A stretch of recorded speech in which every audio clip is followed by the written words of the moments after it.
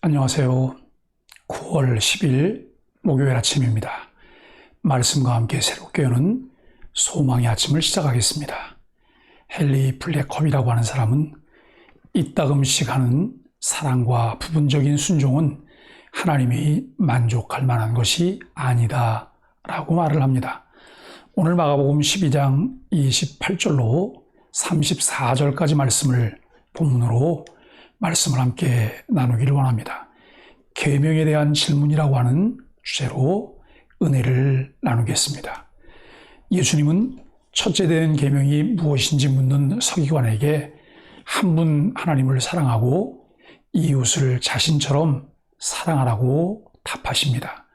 서기관은 그 말씀이 옳다하며 하나님과 이웃을 사랑하는 것이 제물을 드리는 것보다 중요하다고 합니다. 예수님은 그가 하나님의 나라에서 멀지 않다고 하십니다. 예수님은 하나님의 모든 법을 사랑이라는 원칙으로 압축하십니다. 율법과 사랑이 상충한다고 여기는 이들이 많으나 주님은 사랑이 율법을 완성시킨다고 하십니다. 하나님과 이웃을 사랑하는 마음으로 순종하지 않으면 율법은 완성되지 않습니다. 착한 행실로 율법을 충족시키기란 불가능합니다. 율법이 추구하는 마음 상태를 생각할수록 은혜와 자비가 더욱 절실해지고 이를 깨달을수록 복음에 점점 더 가까워집니다. 모든 계명 중에 첫째가 무엇이니까?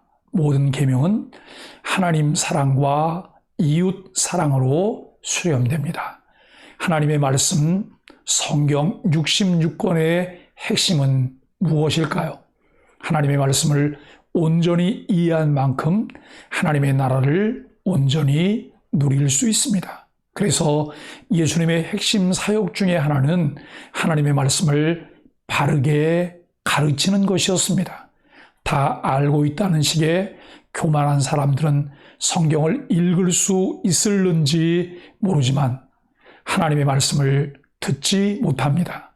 기록된 성경이 하나님의 말씀으로 우리에게 스며들기 위해서 겸손히 배우는 자세가 필요합니다. 그렇지 않으면 하나님의 말씀으로 감히 하나님을 가르치려 할 수 있습니다. 사두개인과 변론하는 모습을 지켜본 한 사람이 있었습니다. 그는 서기관 율법학자이었고 예수님께 묻고 싶은 것이 있었습니다.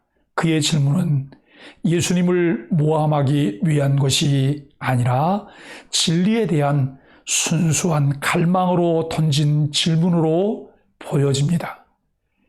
율법 안의 계명은 하라가 248개고 하지 말라가 365개 총 613개였습니다.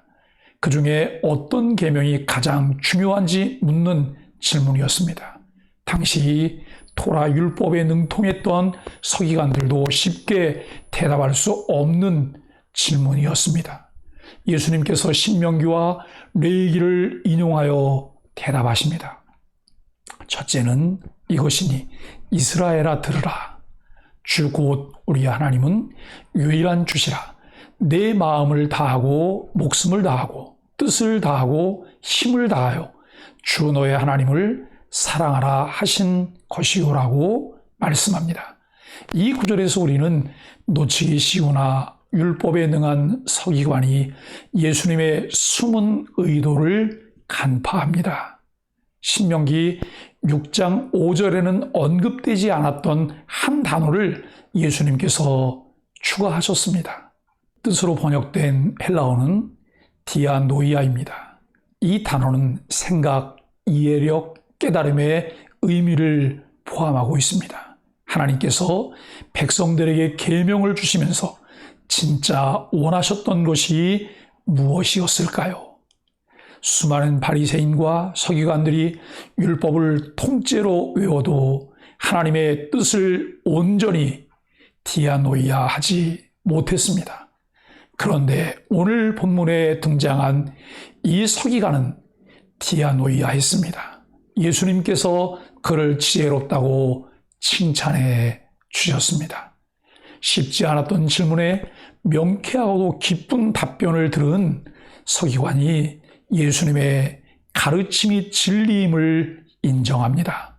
마음을 다하고 지혜를 다하고 힘을 다하여 하나님을 사랑하는 것과 또 이웃을 자기 자신과 같이 사랑하는 것이 전체로 드리는 모든 번제물과 기타 제물보다 나으니이다라고 33절에 고백합니다.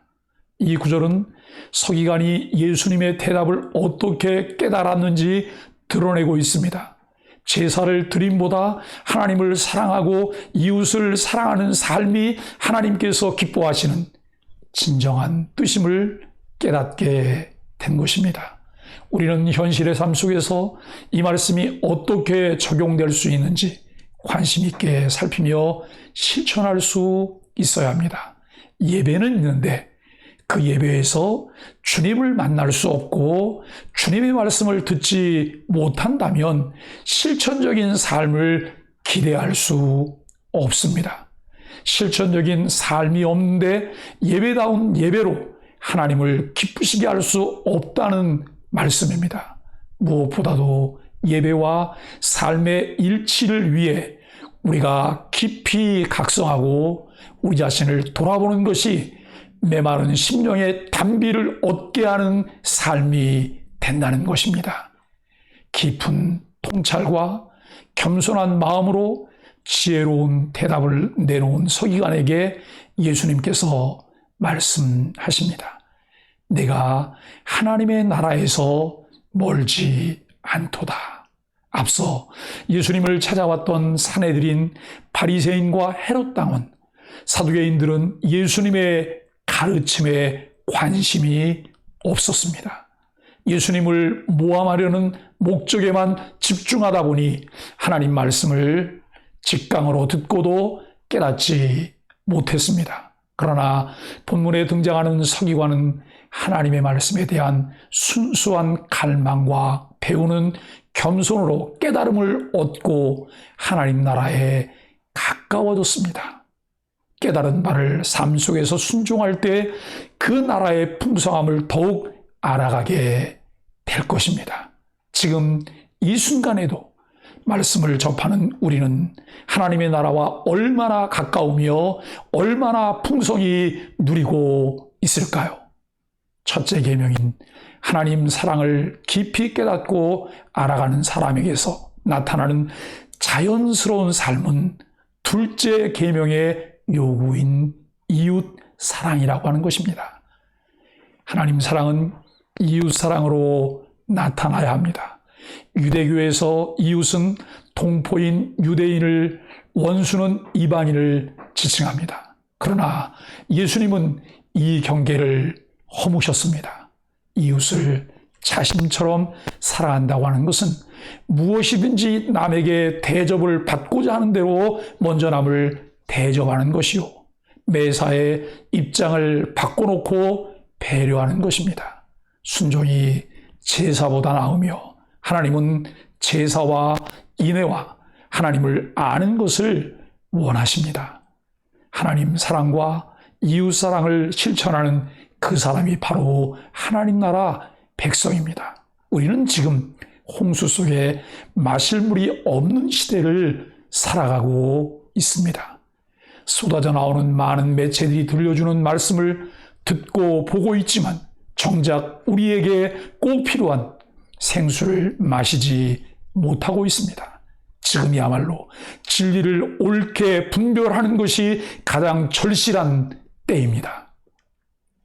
우리에게 들려주시기 원하시는 하나님의 말씀에 귀를 기울이며 그 말씀에 우리 자신들을 비추어 보며 은혜 안으로 들어가는 삶이 되기를 주님의 이름 간절히 축복합니다. 함께 기도하겠습니다. 하나님은 어떤 재물보다 사랑을 귀히 여기시는 분임을 가르쳐 주셔서 감사합니다. 들으라고 강조해서 말씀하시는 주님의 음성에 귀 기울이며 주님을 사랑하는 마음으로 이웃을 사랑하겠습니다. 하나님 나라를 오늘 이곳에서 우리를 통해 이루어 주시고 나타내게 하옵소서. 기도하겠습니다.